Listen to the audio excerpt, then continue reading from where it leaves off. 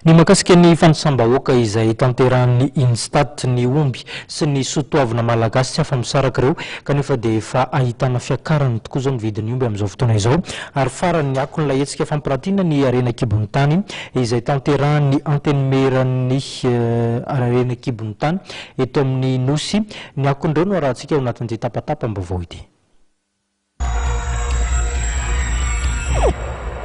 Any amin'ny taona 414 na 514 vao mety ho tanteraka ny fandraisam-bahoaka eto amintsika na ny recensement général de la population raha ny loharanom-baovao avy eo anivon'ny fitoeram-pirenena misanany atotanisy na ny Instat. Mitetina 12 miliara dolara ny famatsiam-bola ilainy mba hanatanterahana izany.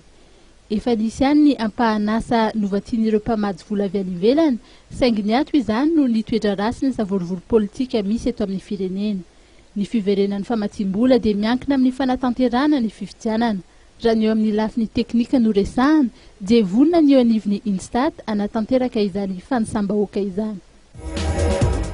Manana anjara toerana lehibe eo amin'ny fiarahamonina malagasy ny omby ary tsy mitsaha mitombo ihany koa ny isan'ny omby eto amintsika tao anatin'ny telotona. 310 sy 7 alina sy 8 hetsy sy 9 tapitrisa ny isan'ny omby teto amintsika ny taona 12 valorivo sy 5 alina sy 7 hetsy sy 7 tapitrisa ny taona 12 ary mahery ny 10 tapitrisa ny taona 12 raha ny tombatoba ny eo anivon'ny ministeran'ny fiompiana. Sarotra ny amaritana ny vidin'ny omby satria miankina amin'ny karazany sy ny habeany izany ka manodidina ny 3 hetsy hatramin'ny 1 tapitrisa ariary no mety ho vidiny. Ny fiovaovan'ny toetrandro, ny fiainan'ny vokatra sy ny asan-dahalo dia anisan'ireo manosika ireo mpiompy hivarotra ny ombin'izy ireo. Ankoatr'ireo dahalo dia voalaza fa misy ihany koa ireo dahalo andatabatra izay mahazo tombony amin'ny famarotan'omby amin'ny alalan'ny atota-taratasy iosika.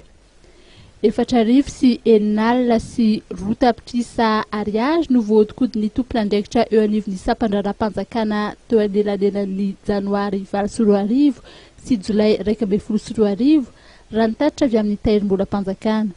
Ny fampiasana ny fiche individuelle de bovidé na ny FIB nanomboka ny faha 14 ny volana aogositra lasa teo dia natao indrindra mba hampiana ireo kolokolo sy osika samihafa eo amin'izay sehatra izay. Ny sokatra omaly ary tsy farana raha tsy amin'ny alarobia faha 4 ny volana septambra ho avy izao ny fampiratiana mikasika ny arena kibon'ny tany izay tanterahan'ny antenmeran'ny arena kibon'ny tany na ny chambre des mines ao amin'ny site Ambatonakanga. Ny tanjona dia ny ampafantarana ny daholobe ny fandraisana anjaran'ireo orinasa mpitrandraka amin'ny sehatra ny fampandrosoana ary ampafantarana ihany koa ny andraikitry ny chambre des mines.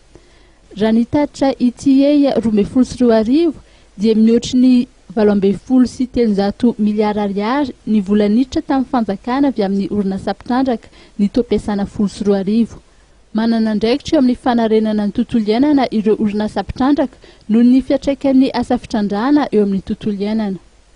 Ny chambre des mines moa dia nijoro mba iray feo ireo anivon'ny sehatry ny fitrandrahana. Mpikambana ao anatin'ny MIAZA na ny Mining Industry Association of Southern Africa ny chambre des mines eto Madagasikara ary isy ny fionana iraisam-pirenena mikasika ny fitantanana ny sehatry ny arena kibon'ny tany izay ho tanterahana amin'ny alatsinainy ho avy izao ao amin'ny trano fandraisam-bahiny IBIS.